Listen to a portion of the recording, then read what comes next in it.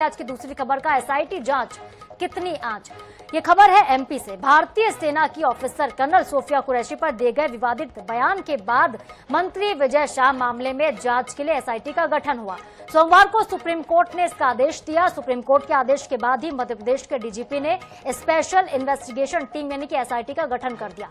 ये 3 सदस्यीय टीम है जिसमें सागर के आईजी प्रमोद वर्मा हैं, डीआईजी कल्याण चक्रवर्ती और डिंडौरी के एसपी वाहिनी सिंह शामिल हैं। ये तीनों आईपीएस अधिकारी विजय शाह मामले की जांच करेंगे। और विजय शाह मामले में सुप्रीम कोर्ट में सुनवाई हुई।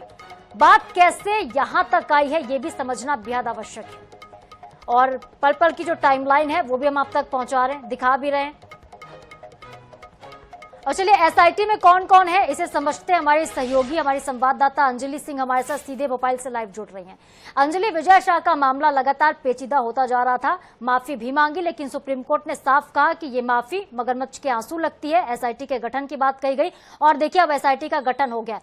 कौन कौन से ये ऑफिसर्स हैं जरा इस पर प्रकाश डालेगा अंजलि, समझाएगा, थोड़ा ब्रीफ करिएगा इसे।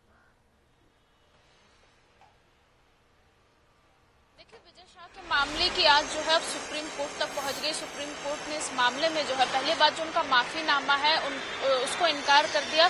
वहीं एसआईटी गठित करने के लिए जो है उन्होंने निर्देश दिए थे कि मंगलवार की सुबह 10 बजे तक एसआईटी का गठन हो जाना चाहिए।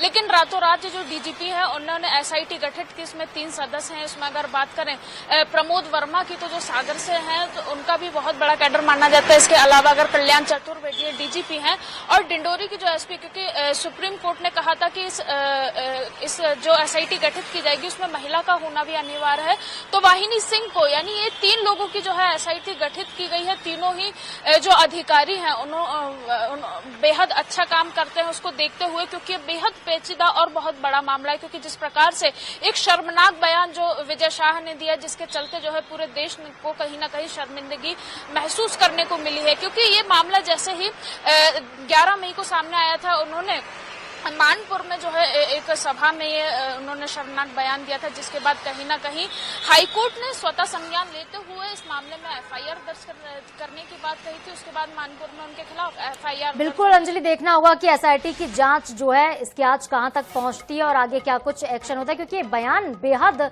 जो था गंभीर बयान था, आपत्तिजनक बयान था। सुप्रीम कोर्ट ने साफ तौर पर कहा कि सेना का अपमान है ये। बहुत शुक्रिया अंजलि आपका फिलहाल तमाम जानकारियों के लिए। रुक